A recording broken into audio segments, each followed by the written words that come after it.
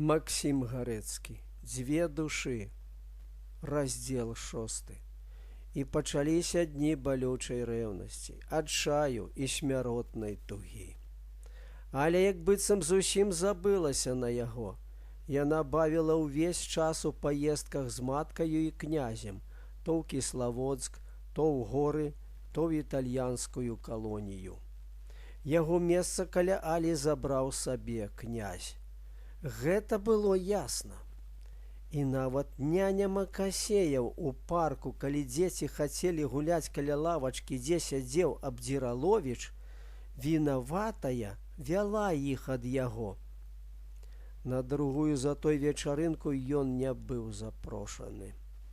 І бесклапотныя прапаршчыкі, што хадзілі туды наядацца і піць віно, ласкава і па-прасцецку казалі яму: «Эй, кіньце, прапаршчык Абдзіраловіч, ці ж вы гэта сапраўды? Бо яна ж яшчэ зялёная дзяўчынка, ветрык. І ведаеце, надта спатвораная. Як яна выказуецца? Курыць, п'ець віно. Троху чаго ні пры ўсіх цалуецца з князем і з кім пападзя. Нават князю сорамна».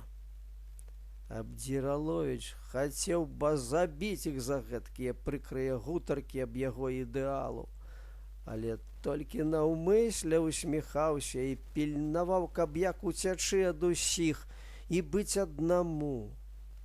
І буркаў толькі ў адказ ім: «Ну вось яшчэ любіце плесці нет ведама што. Не варта слухаць».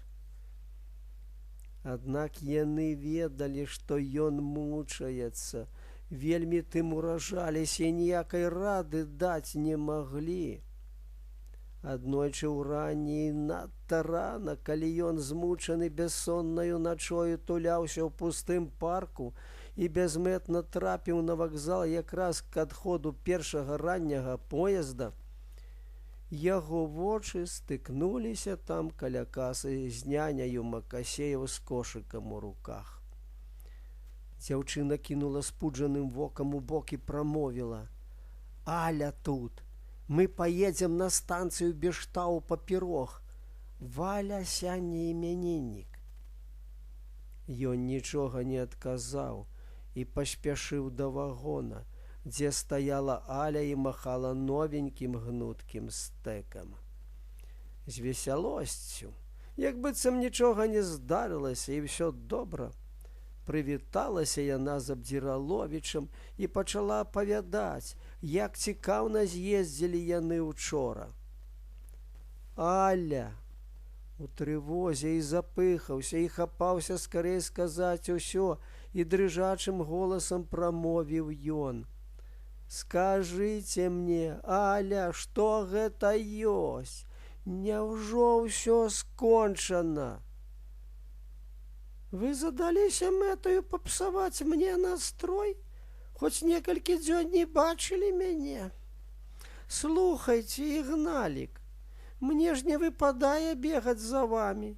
Што могуць усе падумаць? Ці я вінавата, што вы нейкі... Яна памаўчала. «Самотны нейкі, уважаеце ухіляцца ад паязджання з намі». Сэрца яго балюча зазнебела. «Чаму ж вы не адказвалі на мае пісьмы?» «Ай, ну вось, вы ва ўсім вінаваціце толькі мяне. Я не пісала таму, што спадзявалася сустрэцца з вамі. Спадзявалася кожнага дня, і дні беглі адзін за адным. Падумайце!» Без абы-якога звязку перапырхнула яна з радасным смехам. «Падумайце! Князь рыхтуецца прыйсці да мяне ў сваты. Чакаюць толькі татусю. Ах, што за дурны чалавек, як усе мужчыны! Хоць ведаеце, сапраўды ён паважна гэта робіць. Гэткі знелюбелы. Ну што я адкажу яму? Падараваў мне стэк. Гляньце, срэбраная мышачка, якая прынадная манаграмка. Бывайце здаровы, Аля, так? Апаўшым голасам і безнадзеяўшы спытаўся ён.